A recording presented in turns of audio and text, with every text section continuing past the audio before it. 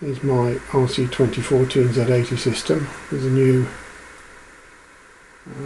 General Instruments AY-3-8912 board on the front. It'll take two, there's only one inserted at the minute. At the back you can see my RP2350 VDU board, and we're all ready here to go.